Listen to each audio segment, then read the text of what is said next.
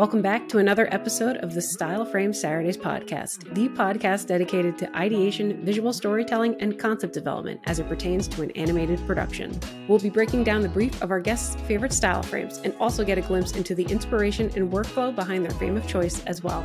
We've got another exciting episode for you today with Tristan Henry-Wilson, an illustrator and motion designer based out of the good old Garden State of New Jersey. So let's dive in.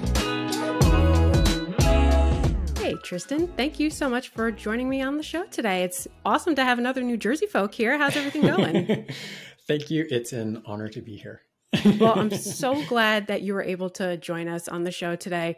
I know you and I think we met actually maybe through like 36 Days of Type or something like that. We came across each other's work on Instagram. Yeah. You were doing some like really cool like 90s influence. Like I was getting a lot of Nickelodeon nostalgia.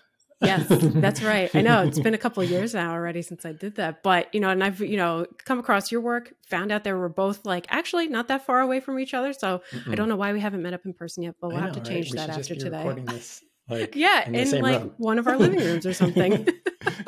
But I've been such a fan of your work for a while, and I know that you've recently started to really turn into the direction of like full on illustration and everything. But I don't want to give away your story or anything. But if it's right with you, would you tell us a little bit about yourself for our audience, perhaps a little bit about your story and how you got into the field of animation, motion design, and illustration? Yeah, I grew up in New Hampshire. Son of Jamaican immigrants, and I lived in New England for like the first like 18 years of my life. And pretty early on, like maybe when I was like 13 or whatever, I realized like, oh, I really want to animate, and I wanted to animate traditionally, and I wanted to animate for Disney. So that's pretty much all I knew. And I was in like the marching band, and the marching band had the opportunity to like play at Disney World. And I happened to be in a room, like a store that had an actual Disney animator there. And I was like, hey, how do I work for you guys? And he like pulls out like this Xerox packet, because he like gets this question like a million times, and they're like, here. And I like looked through it, and I looked at like the schools that they had, and there was one like on the top that like had really good weather, because New England doesn't have it, and it was Ringling School of Art and Design. So I was like, okay, I'm gonna do everything I can to go there, and I did. And when I got to Ringling, like Disney pretty much stopped doing traditional animation and started pivoting towards 3D. And at the time, I was not interested in 3D animation. It was not something I really wanted to do. But while I was at Ringling doesn't have like a traditional animation course.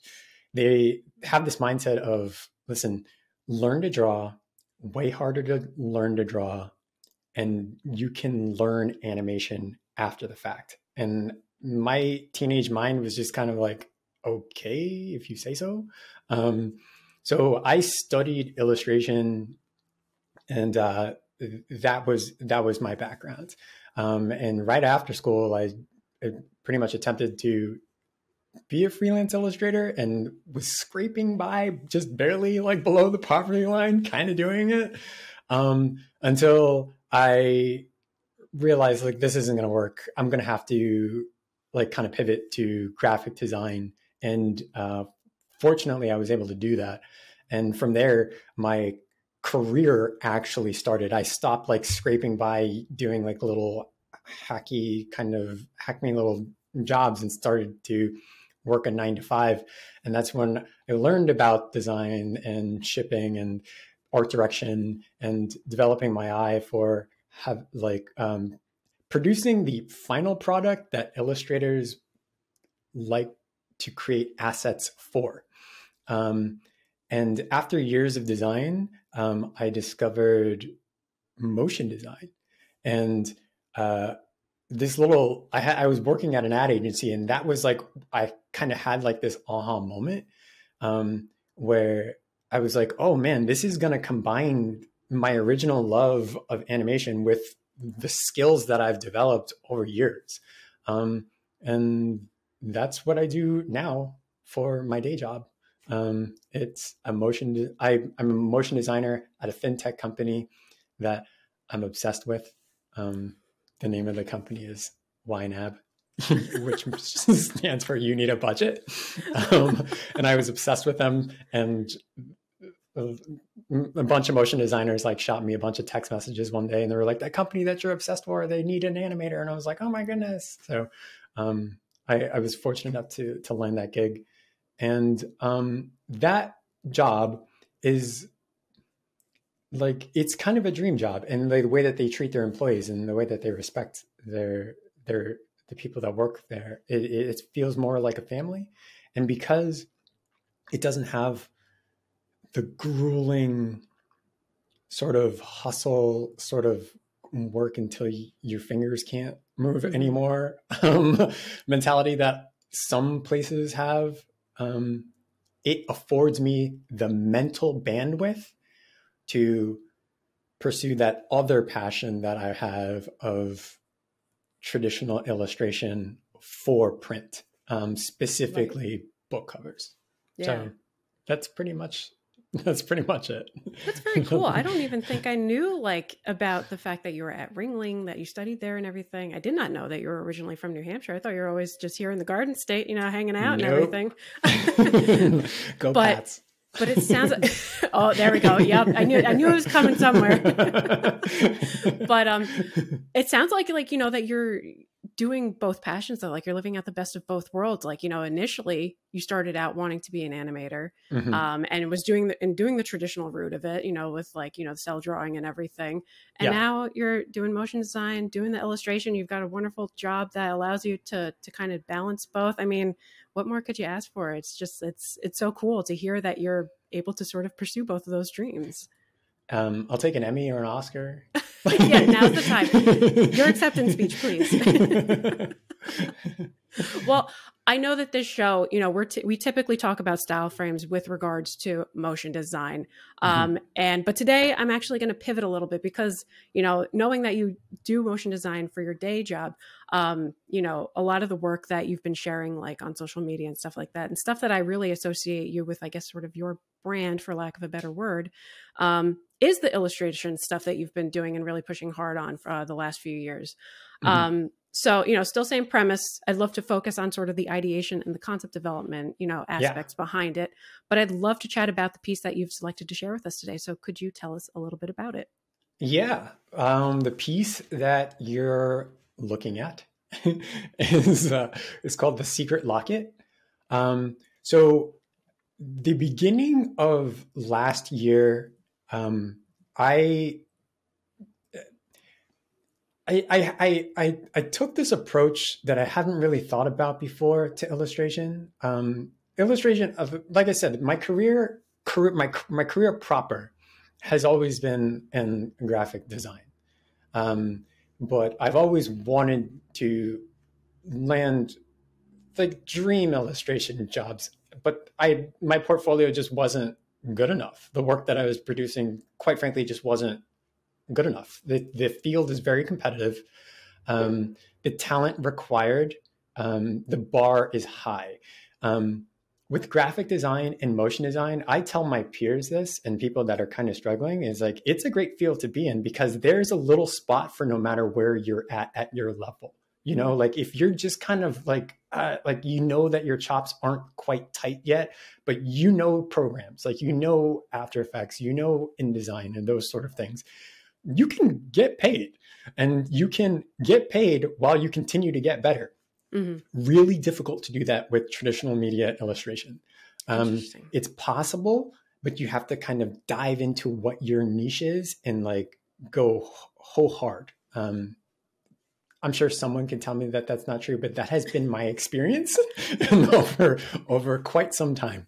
And one of the things that I kind of realized with my work is I know that my technical skills were at a level that were stronger than they had ever been. But putting on my art director cap, I didn't have a portfolio that looked unified. It didn't look like what I told myself I wanted to do. And it was time to do that. So I pretended I knew nothing about illustration. And I said to myself, if you know nothing about illustration, what would you do? And I hopped on YouTube and Googled and did a search for like how to be an illustrator. And I found this pretty cool channel. I'm going to drop it, right? I should drop it, right? Okay. Yeah, go ahead. The Illustrator Guide. And it was made it was like perfect timing. It looked like someone, I believe the creator made it during the pandemic, and it probably wouldn't have happened outside of the pandemic. It was an illustration agent, and they just put together this kind of like mini little masterclass of like, hey, tick these boxes if you want to be an illustrator. And it was a humbling experience for me because it reminded me of a bunch of stuff that I told myself that I knew, but wasn't really acting like I knew it. And then also brought up a bunch of stuff that like I just was never really doing. So I gave my illustration portfolio a hard look, scraped it clean, and then just started over fresh. And I know that I want to create book covers for illustration. And it was time to make that kind of work.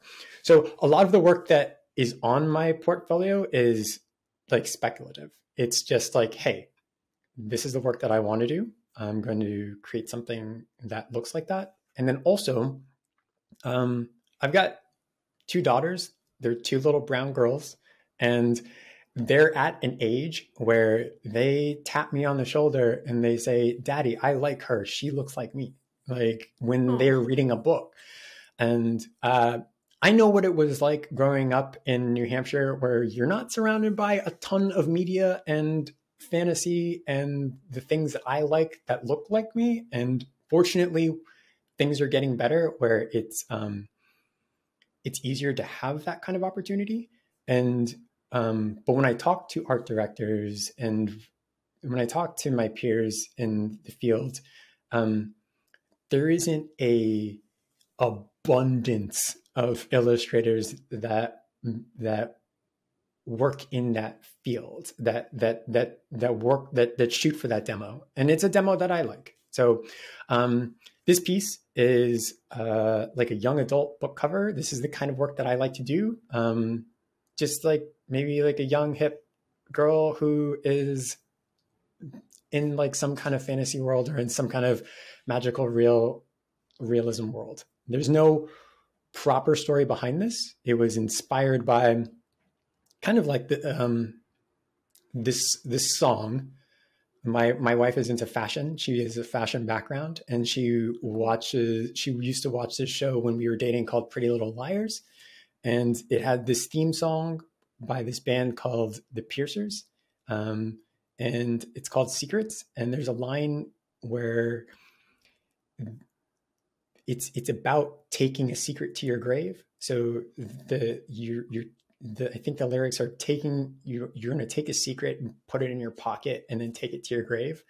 But I thought like, all right, well, what if the secret was a locket? Like, I don't know, just kind of like a little play on the words, and something about that visual of like having a secret locket but there's something magical to it. Like, how would you advertise that? How would you engage a viewer in one image, as a book cover?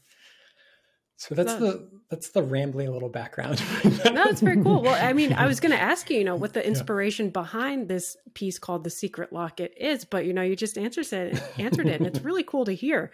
And to kind of go back, like just for a second, to like kind of talk about how you're really trying to create something that you yourself want to see out there, that you want, your daughters to be able to see. And then just also combining that with working on this sort of technical skill too. It's just such a really amazing and great story behind it. So, at first when you were like, there's really no inspiration behind it, but then you started talking about it, I was just like, oh my gosh, there's so much inspiration behind this. Like, this is amazing. But, despite the inspiration, so like, you sort of had this idea then for this piece, I know it's a personal piece. I know it's a speculative piece, but before we jump into like some of the real details of it, did you happen to give yourself like any kind of like a creative brief or roadmap for it, or you just kind of like went after it? I just kind of went after it. Like there's that book with the was it the War of Art? And that author talks about the muse, and there's a bunch of stuff in that book towards the end where I'm just kind of like, it gets a little wooey for me, but like there's something about the muse that I really like to hold on to, and she will tap you on the shoulder and she will tell you what to do. And I try to listen to her whenever like she comes knocking, because those, in the most practical sense, like those are the pieces you're going to be the most excited about. Like, and if you are going to work on something that could take weeks, this piece, by the way, was done in 5 days, but I've worked on pieces that, oh my God, like we're talking hundreds of hours, and you don't always know that from the beginning. Right. You want to make sure you have the enthusiasm to get through that. For sure. No, absolutely. No. And, what I think is great too, is that, yes, like your daughter is what you're saying, like kind of the muse behind it too. But I just think that, kids have such an imagination and like instinct for storytelling at such a young age too.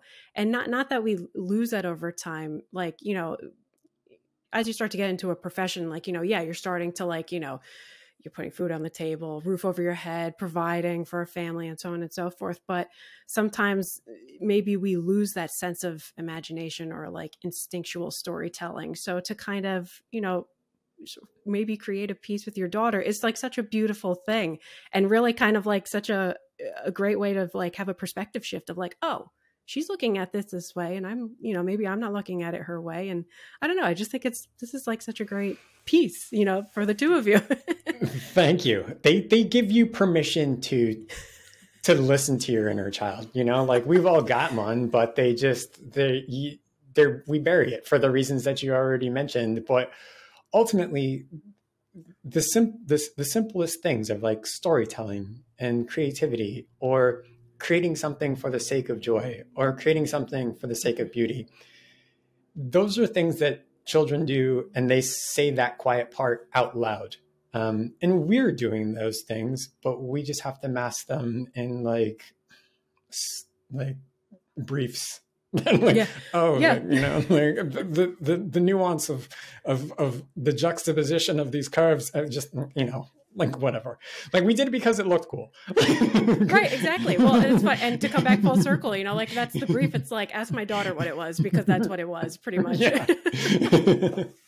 Well, and I know you just touched upon this a little bit too, but I wanted to talk about this a little more as well. You talked about it in the series on Instagram, and you just mentioned it here as well, that you did this piece in 5 days. I was just curious, was there any significance to the duration of completing it in 5 days, or did you just, again, simply give yourself an arbitrary timeline to complete it? Yeah, the 5 days was one of my personal fears with being a commercial illustrator is not being able to hit a deadline. I've never missed a deadline, but I would never want that stink on me. And I want to know that, like starting this new journey, like this new journey of an illustrator, of like, hey, I'm starting over brand new. This is the kind of work I want to do. These are the client I want to go after. And I'm doing this in earnest. I want to do this professionally. Like, I want to make sure, like, hey, it's one thing to be able to do this on your own, like after work or on the weekends when you have all the time in the world and there's no proper deadline. But when someone picks up the phone or shoots you an email and like, hey, I actually want this gig. Can you deliver the thing that you're promising that you're delivering?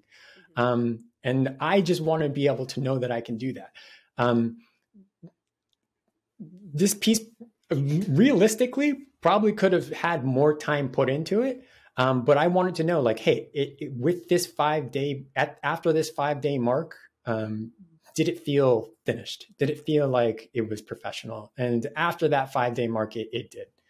So that was kind of like, I can't imagine a book cover really needing to be done in less than in 5 days. So, and one of the things I really like about book covers is they don't have those editorial deadlines. Some editorial deadlines are hours. Like they'll give you the call and you need it done later on that day. And that's not really the kind of work that I'm interested in doing. For sure. Sure. Well, I mean, it sounds like the deadline you kind of gave yourself though, really just kind of pushed you to sort of fit a real world experience maybe for the piece too, to kind of like go along with what you're saying, like you're trying to, practice and, perfect these like, technical skills, but then also in a real world setting, also make sure that like, well, hey, like make sure I'm doing this in a realistic timeline, because if this opportunity comes around, hey, I can perfect all these little details all I want, but if the client needs it by this time, like I got to make sure I got to get it to them by then. So it's kind of interesting that you were thinking in that way when creating this piece too. It's just really interesting how that even affected maybe the outcome of it as well.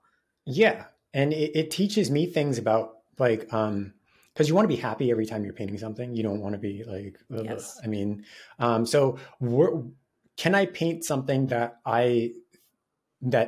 ticks all the boxes of like what I want to have in a piece and that are fun for me while still doing it quickly. So I like portraiture. I like things that glow. I like dramatic lighting. And these are all things that you're able to like fit into this and into these constraints that aren't inherently laborious. And even intricate detail, right? So I like, some of my pieces have like vast amounts of architecture in them.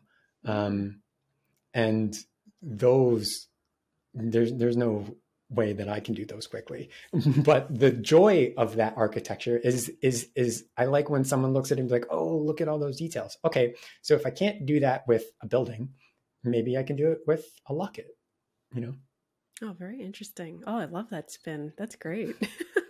Well, you're starting to get into a little bit of the process stuff, which I know everybody really enjoys sort of diving into when they cool. when they watch the show and everything. So, now that we kind of have this foundation, kind of an idea of what the Zebra Locket is based on and sort of the inspiration and sort of setting behind it and everything, would you mind sort of describing your creative process for this a little bit, in terms of the technical stuff? You can even sort of talk about even some of the more abstract and subjective stuff as well, too, if you would like. Yeah. So this piece, like, this piece started in a way. Okay, I think this is a good thing to talk about, right? So this piece started in what I would consider a bad habit. And the bad habit is you have a vision in your head and you want to take that vision and jam it on a sheet of paper exactly like or close to the way that you have it in your head. And a lot of, I guess, young artists or new artists kind of do this. And the vital step that they're missing is the thumbnail stage. And a thumbnail sketch, which this piece did not have, a proper one. It had a shorthand version of a thumbnail sketch, but a proper thumbnail sketch shouldn't just be one sketch. You should have at least 3 or 4 like ideas, and that's really what they are. So they can be teeny tiny, maybe like an inch or 2. And I'll show you an example of other thumbnail sketches, not this one, that fit this example. And they just get you to get that idea out of your head and into the real world, right? So Stephen King says that art, like writing, is telepathy. And I think art is really similar, in that you have a vision in your head and you're trying to show someone else that vision. And the first person you need to show that vision to is yourself. And you can do that in a very quick way without diving into 3 or 4 hours of painting, right? So this painting skipped that step, kind of. I knew what I kind of had in my mind, and I have a lot of photo reference. I work from photo reference, and I gather a massive library of like not royalty free. I pay for the reference so that I have the right to use these photos commercially. So I use the library of photos that I have and kind of cut together the vision that I had in my head. And the first version, it's file that ending in 004 and 005. Like those were kind of what I had in my head, right? But compositionally, it just wasn't really working. So I just kept digging deeper. I was like, all right, let me see if I can crop this thing even more. The other thing about this painting is it came off of a painting that had even tighter cropping than this. I was playing with this idea of like, all right, how tight can I pull in on an image and still have it be recognizable? Like just as an experiment, like it might be easier to work with less information than having to show like this whole thing, right? And I did this portrait of Zendaya, and it was an interesting experiment. It was tricky. Like it wasn't easy capturing her likeness by going in that tight.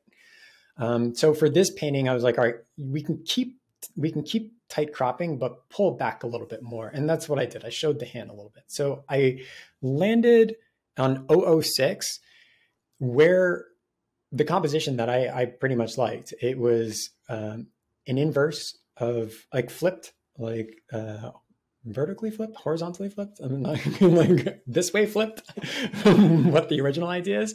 So though I didn't do teeny tiny thumbnail sketches like you should do, I still like played with ideas before I dove into painting because I know well enough to not trust that first idea. They say that your first idea is terrible, and they're seldom wrong.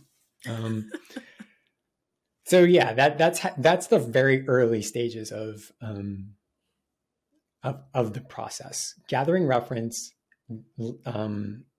locking in composition, and then from there, I would do what I would consider a rough sketch, and I think it is 007. No, maybe it's. Okay, there, 003. That is after the first day of painting. Oh, wow. And that is the rough sketch. That went from looking at my photo reference and taking it to there. And that's the rate of, I left that session feeling like, okay, we got a banger on our hands. Like this one's moving the weight that we want. It's like capturing the feeling that I want. And just don't ruin it. Well, and looking at this image too, it's funny, maybe you didn't intentionally do this, but as I'm looking at it, when I'm looking at, this your first day's sketch or go at it, right? I'm looking at it and I'm comparing it to sort of the final piece. And from the first day, you can just see that you're already throwing a ton of detail into the locket, which is like, when you look at the final piece, the focus of the piece, I think at least, that's my interpretation of it. Yes, there's this beautiful framing, this obscure framing of like, well, who's in the background, who's holding the locket, what's the meaning behind that? But from day one, you've thrown so much detail into the element of the locket. Was that intentional? Like, was that the element you were really focusing on the most? Yeah. So I just remembered, like, so this, I use the Pomodoro's method when I'm working, right. 25 minutes on, 5 minutes off. And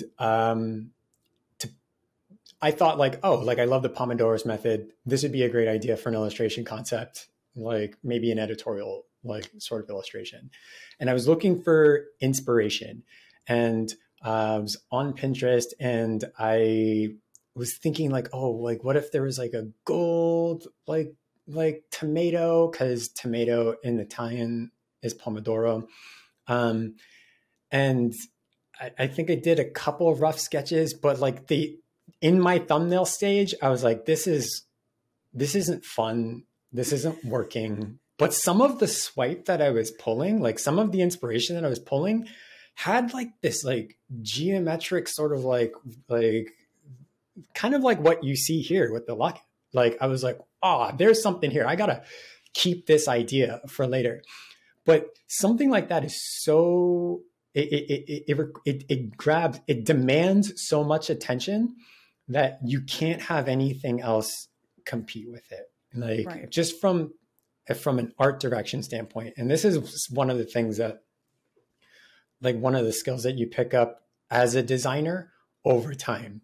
The word, you're creating a product that someone is going to be walking down the aisle and either see or scrolling through their social media feed, and because the publisher posted it and it's going to grab their attention, or the author posted it and it grabs their attention.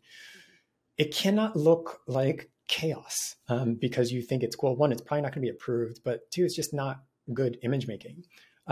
So knowing that I was going to have a ton of fun, that was what the muse was really telling me. Like, hey, this is the one part that you're going to like geek out the most on. Like everything else just has to take a step back from it. But it needs proper context. If it's a locket, someone's going to be holding it. Someone's going to be wearing it. Like that has to be crystal clear to the audience. If you show their entire face, now we have two very competing things. Faces want attention unless they're obscured or cropped in some sort of way. And that's kind of what we did here. Right. No, well, and I know you mentioned it in your Instagram series too, so I was waiting for you to drop that information about the Pomodoro too. But you're so right though. Like, yes, like someone holding a locket, like what's the story behind that or whatever. Like, now it's funny, the fact that this might have started out with a tomato, like kind of makes you wonder, well, who would have been holding this golden tomato? What's this whole idea about this golden tomato? Now I kind of want to know what a golden tomato tastes like or like looks like. Or something. Yeah, gilded. Gilded. But when I saw that on the series that you were, you posted this video about this, I'm like, I cannot believe that the whole premise of this actually maybe started with a tomato, and it was incredible. But I love what you just said about the whole premise of the locket though too. Like, you had this original idea, it wasn't working, it inspired some elements, but the idea of itself completely transformed. And everything that you mentioned about sort of the composition and sort of the art direction approach to it makes so much sense. I mean, you can see it clear as day in this piece too, like this is the element of focus. Obviously it's like right there in your face. But it's in your face and making you ask the question of like, who's behind it? Like, who's holding this? Like, what's the story behind it? And that's what's just so beautiful about your work. And, you as an illustrator and a motion designer, that's like such a key visual storytelling element, like really knowing like what is the focus point and what's making the viewer ask these types of questions. I Thank you think so much. Yeah, no, it's beautiful. So the tomato thing still is like, it's incredible.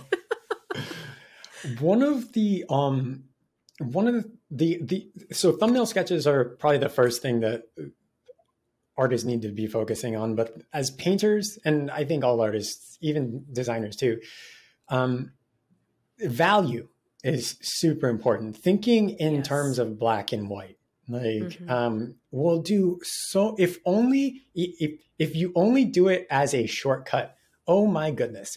So the color palette on this piece is more or less monotone. Like it's earth tone. So we can like strip away, like there's no complementary colors, you know what I mean? There's no there's no bright pinks or anything like that. It's in the earth tone family.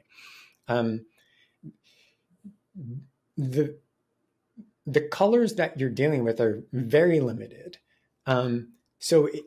Even if this were to shift later on in the painting process, starting off here, you're only thinking more or less in black and white, right? So having the golden locket in high key, and everything else in either midtones, low contrast, or deeper, darker values forces that sense of focus. And then also one of the elements that we haven't really talked about is typesetting. Like this is a product where copy needs to live on top of it.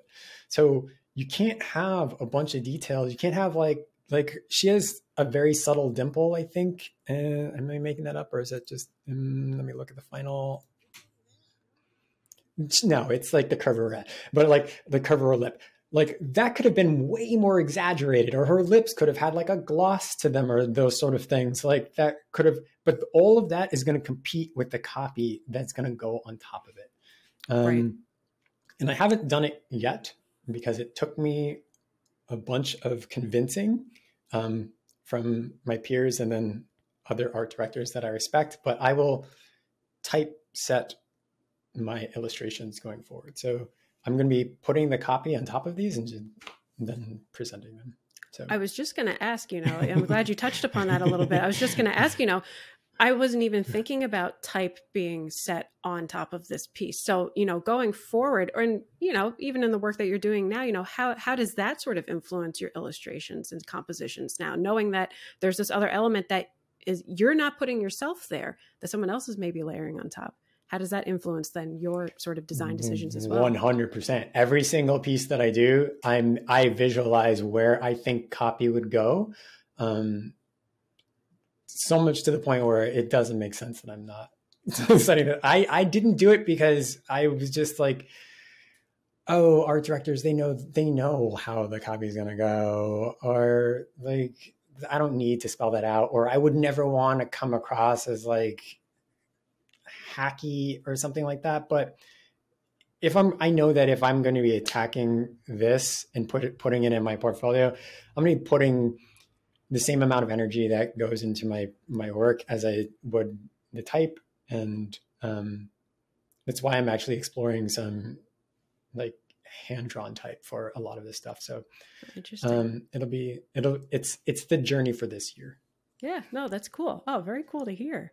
Well, you're touching on some of the sort of like illustration workflow stuff. And as someone who's not an illustrator by background, illustrators like have me in such complete awe because it's, like you said, I feel like a lot of people start out doing like hand-drawn stuff and then they move into, one of their niches, right, of illustration or character stuff or design or, 3D, what have you. And illustration is just something anytime, a project comes my way and someone's just like, can you illustrate this and animate it? I'm like, yes and no. Like I got the basic design stuff. I can do that stuff for you. But like every time a request like that comes through, I'm like, I have to bring on an illustrator because you live and breathe it. Like you can just see such a difference when a real true illustrator is on the project versus someone like me who's like trying to hack it or whatever. But because I'm not an illustrator by background, I'm not familiar then with some of the workflow process stuff that, is entailed of your work. And because I'm so drawn to like the locket aspect of this piece, I'm drawn to the whole piece, obviously, but the locket, as we were just talking about, how do you approach, from a technical standpoint, how do you approach creating that such like architecture and lighting effects? Like what are you doing technically behind the scenes to achieve that look? Okay. So there's this illustrator who, if you work digitally and you're of a certain age, you will have at one point come across this artist named Craig Mullins, who's like goodbrush.com. And his work has probably influenced countless artists who have ever picked up one of these. And he, for years, you just look at his work and you just stare at it and you ask yourself, I don't know how you do it. But like a couple of years ago, I just looked up like, hey, is there any like tutorials or whatever? And I found like this one like online course that he put out. And I went through it and I learned a bunch of like, I guess like, I don't want to call them like tips and tricks or sort of thing, but it's just a unique way of approaching like work. And the easiest way I could describe it is like creating intentional chaos and finding the objects within the chaos. So imagine you were going to just do something very similar to like what the artist Jackson Pollock would do, or make a bunch of runny water drips and just splatter and that sort of thing, and just like create intentional madness, right? Within that madness, you're going to look for like the objects in the clouds, like that you're laying on the grass staring up at, like, oh, this kind of looks like a this, or no, these aren't splatters. This is actually a building, and that sort of thing. You can imagine how that would happen. So this locket was built in a very similar way. Like I just tried to create as much madness as I could using a bunch of brushes and splatter and that sort of thing. And then I refined that madness into what I know I want this to look like. Like, I know that I want this, I know that this is influenced by like gyroscopes or like nautical navigation devices and like, you know, star maps, these like lines and curves and like cartography in general, like and those things just have a lot of circles, and it's really simple. It's just a matter of layers, you know. So you start with the sphere. So I also have a 3D background. Well, I guess I work in 3D. So, and when you spend enough time with a 3D renderer, like Redshift or Octane or any of those things, you can pretty much know, like when you're in the art direction process, like, you know, before you click render, what you want that object kind of look like, because you know what it's going to do. And that has influenced and helped my painting tremendously. Like, thinking like a 3D renderer is, oh my goodness, like that's those spheres that are floating around. There's no reference. I just imagined, like, all right, I'm going to throw some GI on this. Like, I'm going to throw some global illumination on this thing. And I know what it needs to catch. And I wish artists would spend some time in 3D renders, and just for the sake of studying it, because there's a lot of stuff you can get away with, like, especially when it comes to reflection. Like, as motion designers and 3D artists, we know that, like, oh, this is actually reflecting like a carnival scene, even though it's taking place inside of like a really dark room, but it just looks cool. So once you know that you're allowed to get away with that, you can just scribble that. Like, you're just allowed to like scribble that sort of like nonsense. It just needs to follow a few simple rules. And that's pretty much it. That's all of my jewelry, all of my reflection. I just like, oh, I'm just going to throw a GI on this. I'm going to throw some global illumination on this. I'm going to throw an HDRI on this in my head, and then just scribble the nonsense. You know where ambient occlusion normally is. You know where, like your reflective bounce is going to be, especially when you have a limited palette like this. It's really not that tricky. Yeah. And I imagine, as you're talking about global illumination and all these types of things, so just these lighting effects, I'm sure that, and maybe I'm wrong, but, I want to ask, I'm assuming that the lighting effects of this piece, with it being this golden locket focal point, had to have influenced some of the larger color decisions in this piece as well. I know you had touched upon it a little bit earlier, saying, that, this is a very monotone piece. I knew I needed to balance those tones so that it complemented this locket well. But I was just curious, what else influenced sort of like the color aspects of this? Like, why not like blue glowing light or something like that? Like, how did you just focus on sort of this warmer sort of palette? So I think it starts with, I don't know, like, to me, it starts with the skin. Like, the skin is so important to me. And what colors complement skin? Like, it's a complement brown skin. And golder hues, like, just radiate with me. But right now, like, at this moment, like, I'm experimenting with greens and blues, but at that time it was like brown skin, gold. Like, I'm gonna stay in that world. And it also, like, as an artist, if you string together a couple pieces that have a similar color palette, it's a trick to kind of unify your style, especially if you don't particularly have one. Some people think that I have one. Some people are like, you need to push it. And I personally think I need to push my style a little bit more, but I think that's something that comes later. So I'm trying to limit as many variables as possible. So when I create work, I don't think about it as like, as on an individual piece basis. I think of like, how does this one brick fit into the wall of my portfolio? When I make a piece, I don't think about trying to make the best piece that I can make. I think about make this piece a little bit better than the worst piece in your portfolio. And then mathematically, everything will get better. Wow. That's such a, yeah, wow. That's like such a great way to look at stuff. You know, not, now you're making me rethink about like, you know, my style and how I approach work too. I feel like I kind of like probably one-off things a bit more than sort of collectively looking at it, but that's a great way to sort of frame what you're working on. Wow. We sell couches, right? And no one has ever heard of our couches. Like we just showed up in someone's inbox one day and they're just like, oh, this is a couch company. Interesting.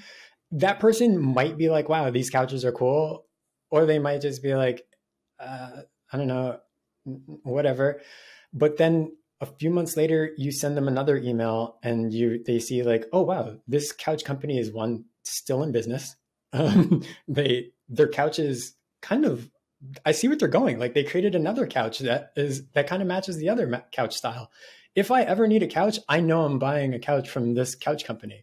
And the only difference is we're making art instead of couches. But like it's just like any other product that you get. Like you have to convince your buyer that you're a reputable company, that you make the same kind of a thing consistently and professionally. And that's pretty much it. Wow. No, that was a great metaphor. And you brought couch. This episode's going to be all about tomatoes, couches. Like, what else can we throw in here? I need a little bit more, you know, something else to throw in. But no, I mean, what you're saying at its core, like, I totally understand what you're saying though, because, you know, and I want to talk about this a little bit in terms of sort of like the tactile experience behind your work as well, because, you know, I recognize a style behind Tristan Henry-Wilson. You know, I know You're saying, you know, maybe I need to push it or something like that. But with regards to the couch sort of metaphor, you know, I can see it in your work that there is this sort of like consistency and like a recognition of like who's the artist behind the work type of thing. And that's something that I want to talk a little bit more too, with regards to sort of what I consider sort of like a tactile experience behind your work as well.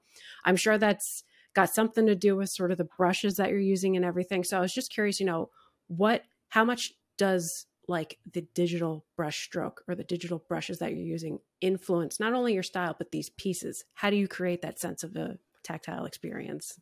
Yeah. So when I went to school, I primarily worked in oil painting. Like I did digital as well. Like I was fortunate enough to, oh boy, I'm going to date myself. So I bought Photoshop 4 and Illustrator 7 at like 14.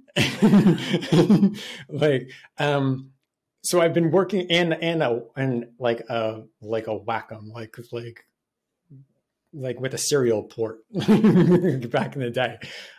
So I've been working digitally for a long time, but once I went to school, the importance of being able to like do things the hard way and the slower way, like it made sense. Like having that patience, because there's so much of art, all of what we do, animation especially, requires patience. And being able to know how to do things the hard way, I think is beneficial. And there's just things that you learn by being able to move your hand. Like if only muscle memory, like one of the things that I'm going to talk about in a future reel is using a ballpoint pen, because you know the pressure sensitivity in your stylus, like you'll have way more control over those pressure points if you build up that pressure point in your arm and in your brain. So having that traditional background, I'm just visually drawn to the textures and the happy accidents and the nuance. And there's so much digital work that can feel like slick and like saccharine, regardless of how like technically magnificent it might be. Like there's something about a little bit of chaos on a granular level that I am drawn to. So that the aforementioned Craig Mullins, he mentioned this piece of software called Rebel, that is was originally, I think, a watercolor simulation software, and he used it just to kind of create that chaos that I was telling you about before, and then he would bring that into Photoshop, right? So I tried starting my pieces in that software, and it just wasn't really working out for me. So I do 90% of my paintings in Photoshop, and then because it's just faster for me, like the brush strokes, the way that things work for me they just work really well.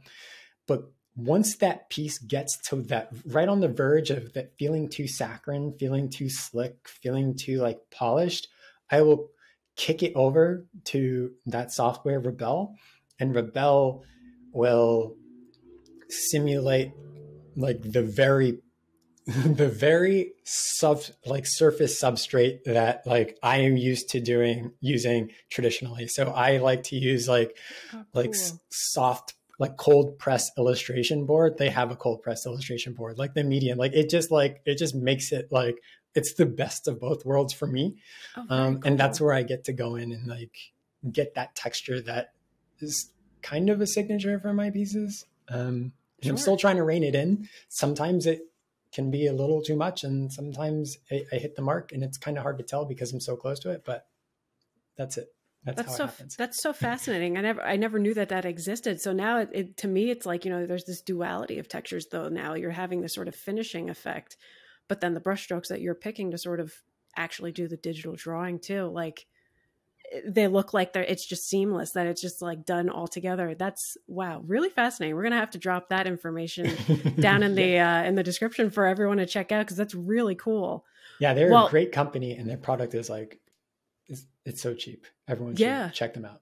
Yeah, absolutely. No, we're gonna have to share that for sure. Well, we've been talking so much about, like the creative process, the inspiration and everything behind the secret locket. But I'm just curious, for this personal piece of yours, were there any constraints that you sort of gave yourself to work within, other than, I guess, maybe the time frame that we talked about at the beginning? No, I think I had like the crop in mind. Like I was on this little kick of, like I said, trying not to overdo it, really. Simplicity is, I think, one through line in one of some of my, well, I guess more of my recent work. It's just like not putting too much into a basket, trying to have focus. And with this piece, it was on the Zendaya piece, it was too tight of a crop. This one is like, all right, how much can you show? How much can you pull back a little bit more without overdoing it? So that just was kind of what I was going into. Also, I'm trying to hit a young adult demographic. So the age of the subject matter was also important. Interesting. She doesn't necessarily read 19 years old, like, because I think that's what the YA, I think it's like 14 to 19. But she could be, if it sits on that shelf, I think it gravitates toward that. So that's, again, something else that I keep in mind. Oh, very cool. Oh, that's amazing. Yeah, no, I love asking these questions because you just don't realize how much thought is put into a piece until you start talking about it, like something like this, the fact that you're thinking about all these things as you're working on this, not just the finished piece, not like we are right now. We're looking at the finished piece and you're saying, I was thinking of this and that, and I did this and I did that. But in the heat of the moment and actually creating it, like that's what's so cool about our art in general, creative stuff in general. I could nerd out on it and geek out on it for hours because it's just, there's such a story behind it. And I love that. And I love that, with regards to style frames, at least, in motion pieces, you're getting that hint of story at the very beginning. You're trying to figure out what is the why behind this. And so to hear you run through all of this, it's been beautiful. Like, I love the fact that, you wanted to share this piece today. It's been so much fun to talk about. But before we wrap up stuff on it really quick, though, I have to ask 2 last questions for you. Yeah. Maybe 3. Ask as many as you want. What would you say that were the biggest challenges and rewards about working on this piece? Let me look at her.